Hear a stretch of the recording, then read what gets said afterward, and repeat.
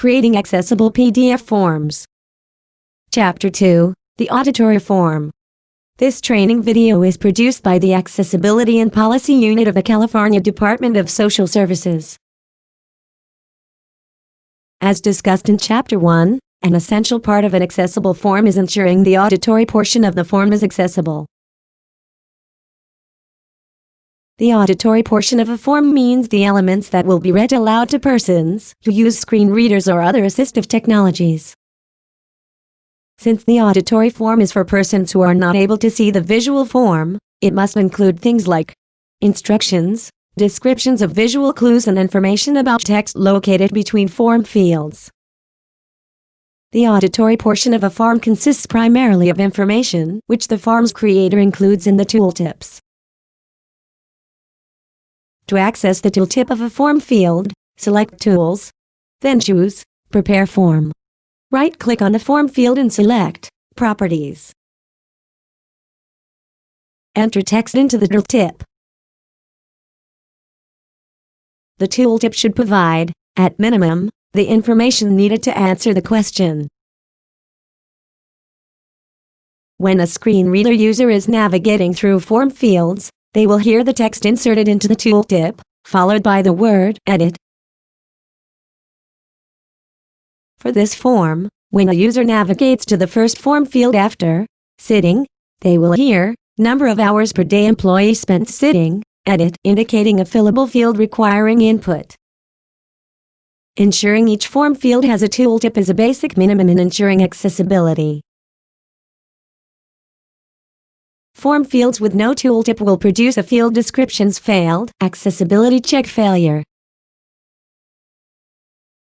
Ensuring a basic tooltip for all form fields is not always enough to ensure form accessibility. Many times, important pieces of information are not included in a form question. Let's look at a few examples on this form.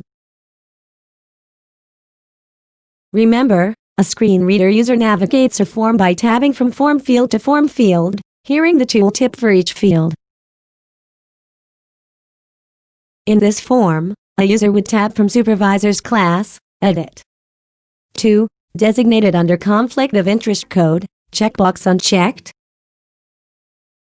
If our tooltips only include the bare minimum of the question, we will miss important information necessary to complete this form. Such as in this instance the instruction, special requirements of position, check all that apply. To address this issue, it is important that all visual text is included in a tooltip. We will discuss a few ways to complete this. For short sections of text, it is appropriate to add text into the tooltip of the adjacent field. This tooltip now includes all of the missed textual information, important instructions, and provides an auditory alert to a purely visual clue. The text information that would have been missed, special requirements of the position, and that you can check as many that applies necessary to complete the section. The visual clue that there are a total of 6 choices is also given up front. This is the same information that a visual person would have, which has now been provided in the auditory form. Finally, the text related to the first checkbox is included in the tooltip. Designated under Conflict of Interest Code. Let's look at another example, including additional text and visual clues into a tooltip. In this form, a visual user would enter only their street address information in the form field for address. They would not enter city, state, and zip code, even though these elements are all part of their address. The visual person would not enter all these other elements because they can see form fields coming up for those elements. These are visual clues that are not available to non-visual people. To address this, the tooltip should read street address to ensure the user is only entering their street address information, and not the entire address including the city, state, and zip code. Oftentimes, there are form fields with identical labels, but slightly different information is being requested. In this example, we have multiple form fields for date. A tooltip of date would not be sufficient to distinguish between both date entries. Instead, the tooltip distinguishes the date the supervisor signed the document and the date the employee signed the document. Now that we have covered missed information and visual clues that can easily be included into a tooltip, let's look at some examples where it might not be as easy to include the text in a tooltip.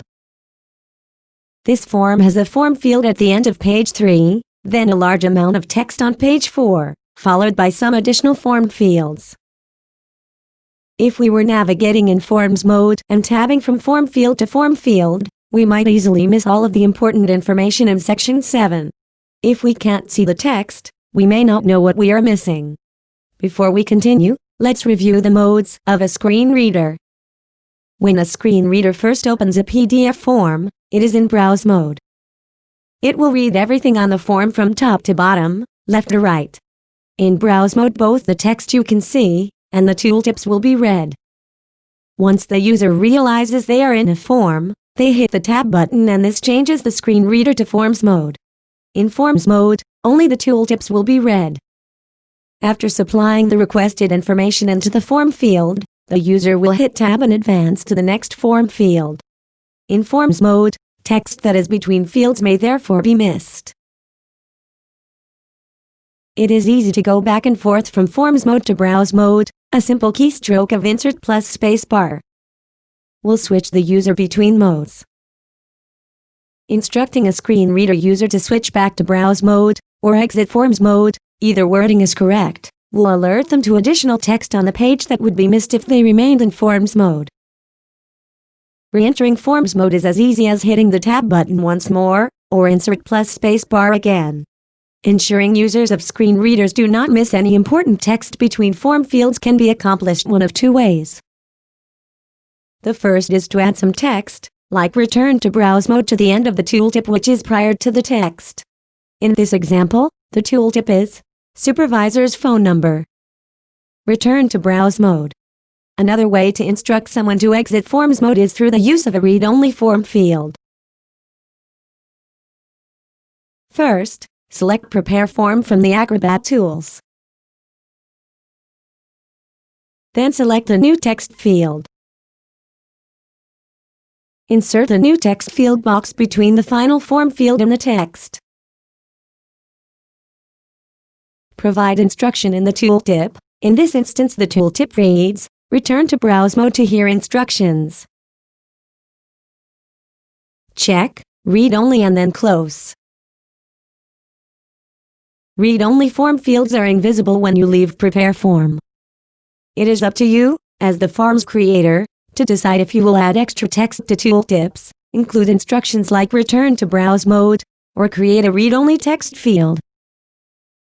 No matter which way you choose, it is important to stay consistent throughout the form. Remember, you must ensure all text on forms will be available to persons using assistive technology, and you have recognized all visual clues in the form and translated them into text in a tooltip.